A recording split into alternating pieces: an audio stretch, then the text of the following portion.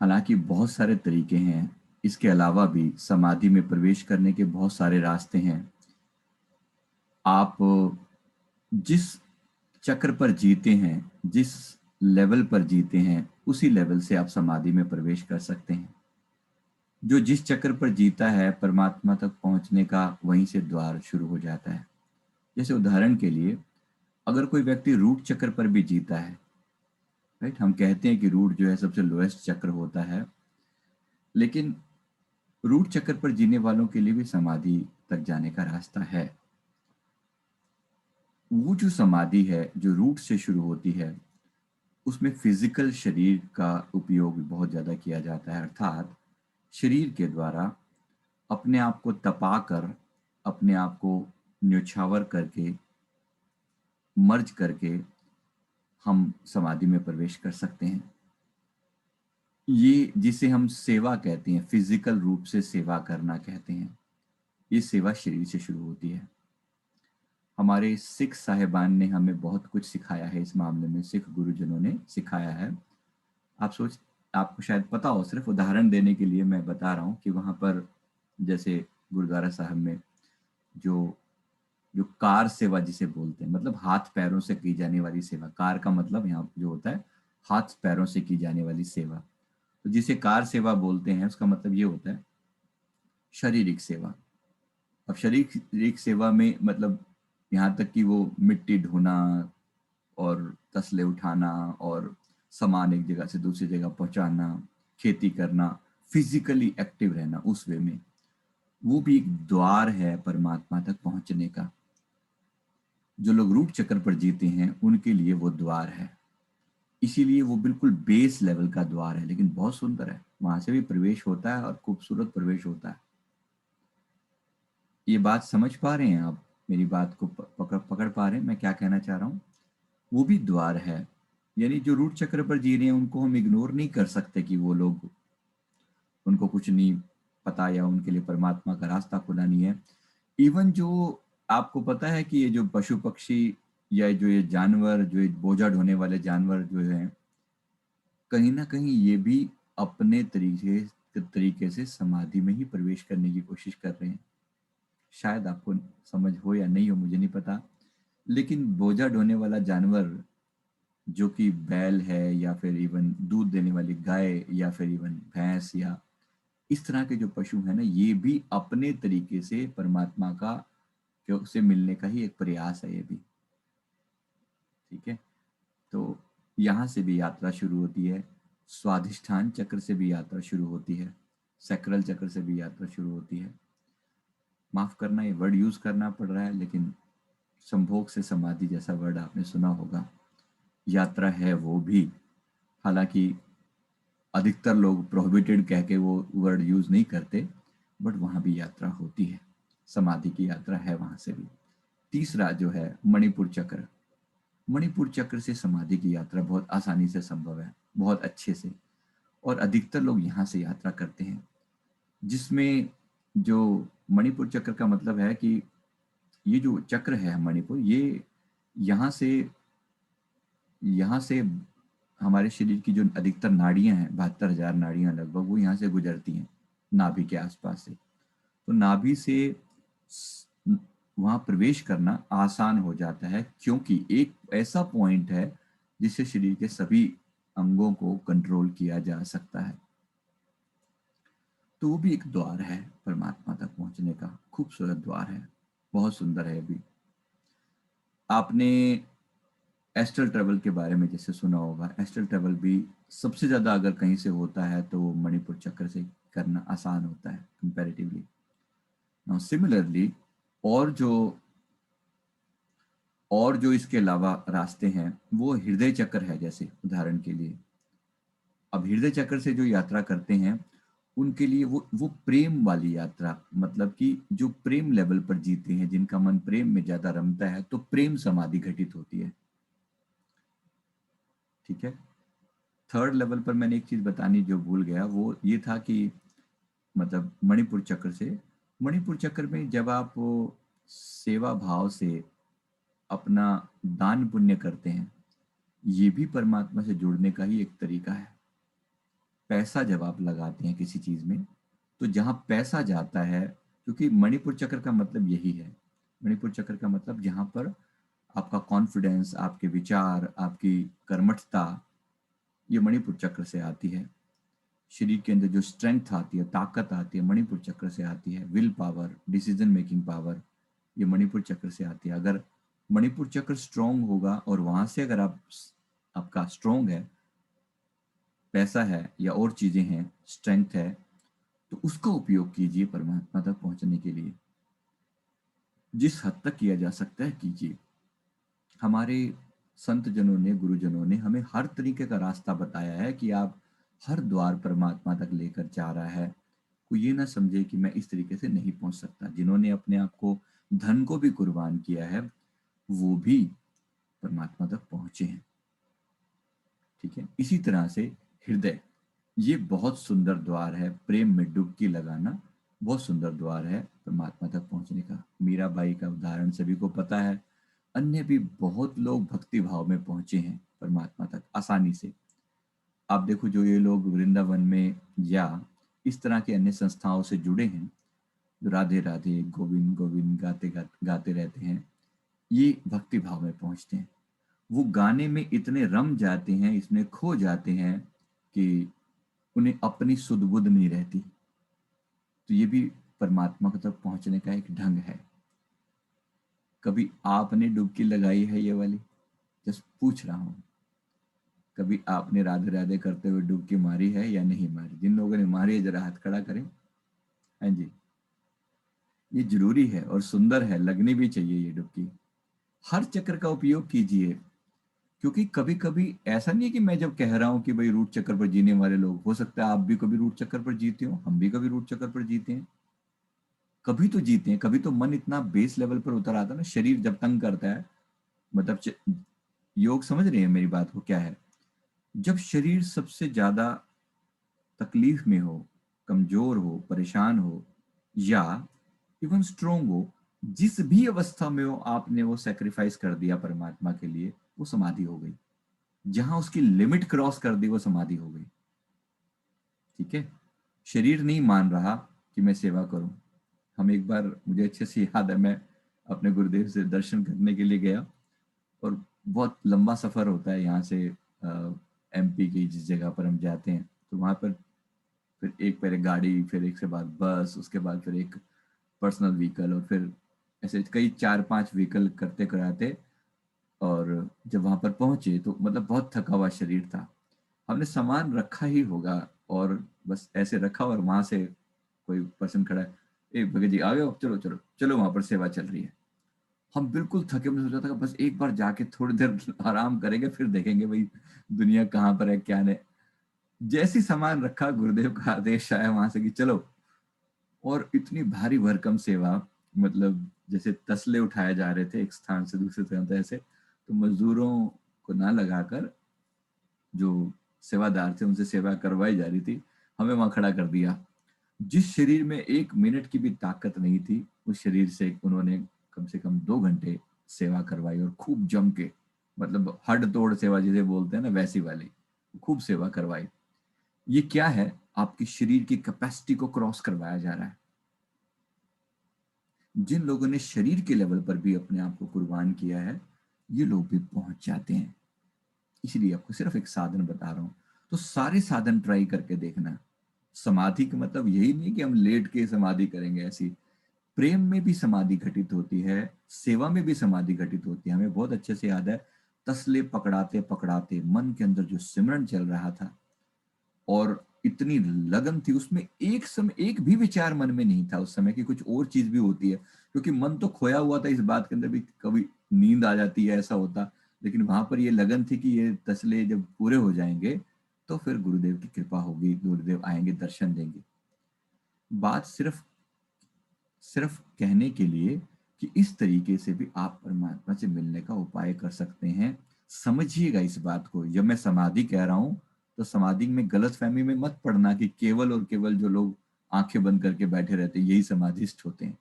वो भी समाधिस्थ होते हैं।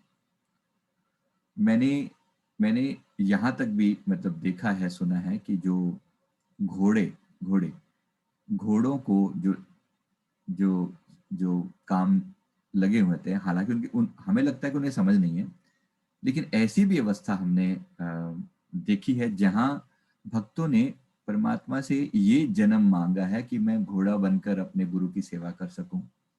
राइट? गुरु गोविंद सिंह जी महाराज जो हैं, जिस घोड़े पर सवार होते थे उसका नाम नीला था।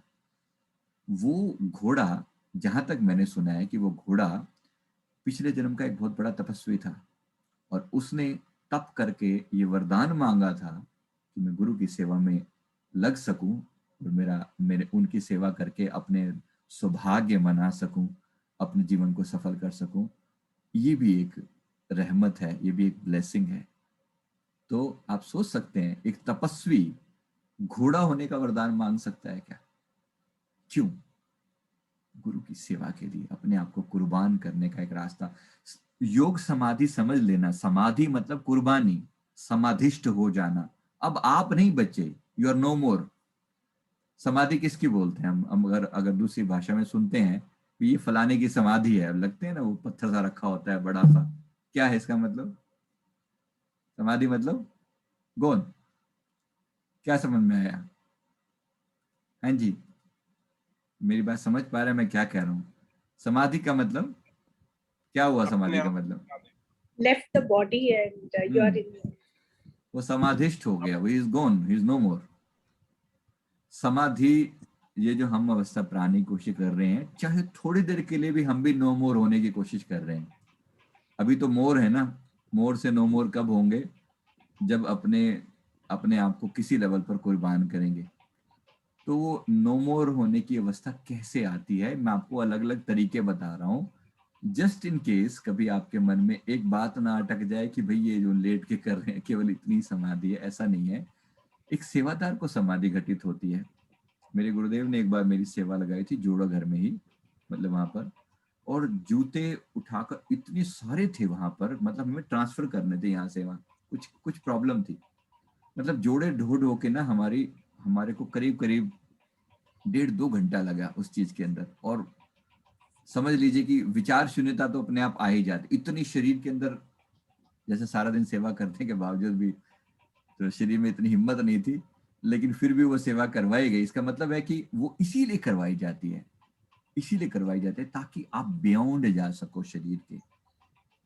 समझ में आती है आपको मेरी बात, मैं क्या कह रहा हूँ? ये सिखों के यहाँ पर हमारे जो गुरु साहिबान ने हमें पढ़ाया है, समझाया है, वहाँ जत्थे होते हैं। जत्थे का मतलब होता है कि एक ग्रुप, एक टीम जो सेवा करने के लिए जाती है एक पर्टिकुलर टाइम पे, एक सेवा करने के लिए। तो ये जत्थेदार मतलब सेवा करने वाला, जो मेन मेन करवाने वाला, जो एक मेन पर्सन होता है, जो हेड है, और उसके बाद उसकी उतनी एक टीम होती है। वो अलग अलग तरीकों से सेवा करते हैं। अब एक व्यक्ति जो वहां पर, आपको पता है वो जो बड़े बड़े देगची में जो वो खाना बना रहे होते हैं, संसार का सबसे बड़ा लंगर जो जो श्री मंदिर साहिब जी में, अमृतसर में है। तो वहां जब इतने बड़ी बड़ी देगची में खाना बनता है तो वो इतनी जोर से खुद से हाथों से, अब तो खैर मशीनें लगी हैं, लेकिन हाथों से जो वहां पर दाल को घुमाना पड़ता है, आप जानते हैं कितनी ताकत लगती है? कभी अभी अगर आपने ट्राई किया हो तो इट्स एक्सट्रीमली हार्ड। वो करते करते जो लोगों के मतलब समाधि घटित हो जाती है, समझ लो कि यो अंदर सारी की सारी ताकत उसमें झोंकनी पड़ती है, तो वहां समाधि घटित हो रही है वो। तो ये मत सोच लेना कि वो व्यक्ति योग नहीं कर रहा, वो भी योग कर रहा है, वो भी समाधि कर रहा है अपने ढंग से। जो बर्तन धो रहा है, मेरी बर्तनों की सेवा लगी थी, गुरुदेव ने एक बार क्या हो, तो बर्तनों की सेवा मेरी लगभग हमेशा ही लगती है जब भी वहां जाना होता है। तो बर्तनों की सेवा का मतलब, इतने बर्तन आप सोच सकते हैं, करीब करीब लगभग 1-1.5 लाख लोग एक टाइम में खाना खा रहे हैं, तो इतने लोगों के बर्तन, अगर आप एक बार बैठे तो वहां से उठ नहीं सकते फिर। ये नहीं कि भाई चलो मेरे अब मैं थक गया, 10 मिनट हो गए बस मैं जा रहा हूँ। It's not possible, if you are there you are there. और सिचुएशन ऐसी होती है कि यहाँ से थाली आ रही है और यहाँ जा रही है, you are sitting in between, you can not skip. अब नहीं कर सकते, नहीं नहीं नहीं मेरे पास समय नहीं है, मैं थक गया हूँ, या ऐसा या वैसा, you can not, you have to be there, मतलब you have to be there. 1-1.5 घंटे के बाद जब ये बैच बदलेगा तभी आपको मौका मिलेगा जाने का। ये आपको तोड़ने के उपाय होते हैं, शरीर को उस लेवल पर ले जाने के उपाय होते हैं। तो इसलिए कभी घर की सेवा में भी ऐसा करने को मिल जाए ना, तो धन्य भाग मनाना, शरीर के बियॉन्ड जाने की कोशिश करना। जो जिस लेवल पर जी रहा है वहां पर ही समाधि घटित हो सकती है। ऐसे ही हृदय के लेवल पर प्रेम में समाधि घटित होना, नाचते गाते, कोई भजन गाने का दिल कर रहा है, ये मत सोचना कि नहीं नहीं नहीं भजन नहीं गाना, मुझे तो बैठकर नाम जाप करना है, वो भी समाधि है। वो भी समाधि है। जिस लेवल पर भी आप जी सकते हैं उस लेवल पर, जिस इवन पुराने गाने सुनते हुए भी समाधि घटित हो सकते हैं, अगर आपका आपके ध्यान में का जो केंद्र है अगर परमात्मा हो तो। पुराने गाने सुनते हैं ना, जो नॉस्टैल्जिक गाने, कोई ऐसे गाने जो आपको याद दिला दें, रोने पिटने वाले, इवन दोज वर्क। कितने लोगों को पुराने रोने पिटने वाले गाने अच्छे लगते हैं? जस्ट पूछने के लिए पूछ रहा हूँ, विकास जी से पूछ रहा हूँ मैं खास तौर पे, कभी समाधि घटित हुई है वहां से? हाँ जी। ये आवाज किसको नहीं आ रही भाई? ये आवाज का मैं क्या उपाय करूं इतनी देर बाद? अब आवाज का मैं क्या उपाय करूं बताओ? इतनी देर से मैं बोल तो रहा हूं, अब इनको आवाज नहीं आ रही तो मैं क्या करूं बताओ?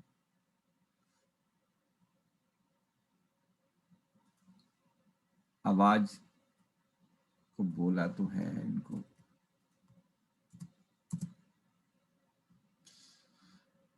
लिख तो दिया, पता नहीं मेरे को मैं क्या करूं।